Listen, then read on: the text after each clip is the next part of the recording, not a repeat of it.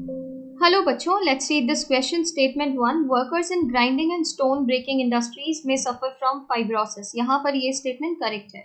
आप ये पढ़ते हैं ऑक्यूपेशनल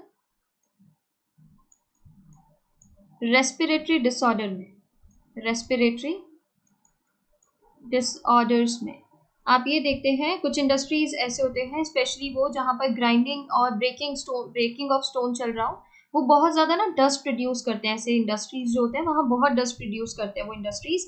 और अगर कोई पर्सन लॉन्ग एक्सपोजर में रहे इन डस्ट के, तो उन्हें क्या हो जाता है, इन्फ्लेमेशन हो जाती है, जो इन्फ्लेमेशन लीड करता है फाइब्रोसिस को। Inflammation leading to fibrosis. Fibrosis आप जानती है, प्रोलिफरेशन ऑफ फाइब्रस टिश्यू। तो इसमें आप क्या देखते हैं, इसमें आप देखेंगे ये सीरियस लंग डैमेज भी कर सकता है, इसकी वजह से सीरियस लंग डैमेज तक हो जाता है। तो ये बिल्कुल करेक्ट दिया है। जो वर्कर ग्राइंडिंग और स्टोन ब्रेकिंग इंडस्ट्रीज में होते हैं वो किससे सफर हो जाते हैं, फाइब्रोसिस से। ये करेक्ट है। स्टेटमेंट 2 में कह रहे हैं cigarette smoking leads to emphysema. तो आप जानते हैं एम्फाइसीमा एक क्रॉनिक डिसऑर्डर है जिसमें एल्वियोलाई जो होते हैं ना, एल्वियोलर वॉल, वो डैमेज हो जाती है। एल्वियोलाई आप जानती हैं एक्सचेंज पार्ट है आपके रेस्पिरेटरी सिस्टम में, एक्सचेंज पोर्शन बनाता है, रेस्पिरेटरी पोर्शन बनाता है जहाँ पे एक्सचेंज ऑफ गैसेस होता है।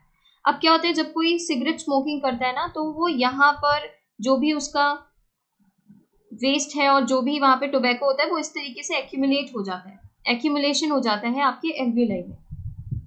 अब ये जो एक्यूमुलेशन हो रहा है ना टोबैको का, वो क्या कर रहा है, इस वॉल को डैमेज कर रहा है एल्वियोलाई की। अब इतना पार्ट जो है वो एक्सचेंज में पार्ट नहीं लेगा, सिर्फ आपके एल्वियोलाई का ये पार्ट एक्सचेंज ऑफ गैसेस कराएगा, बाकी अदर पार्ट से एक्सचेंज ऑफ गैसेस नहीं होगा, क्योंकि यहाँ पे वॉल डैमेज हो गई है एक्यूमुलेशन की वजह से।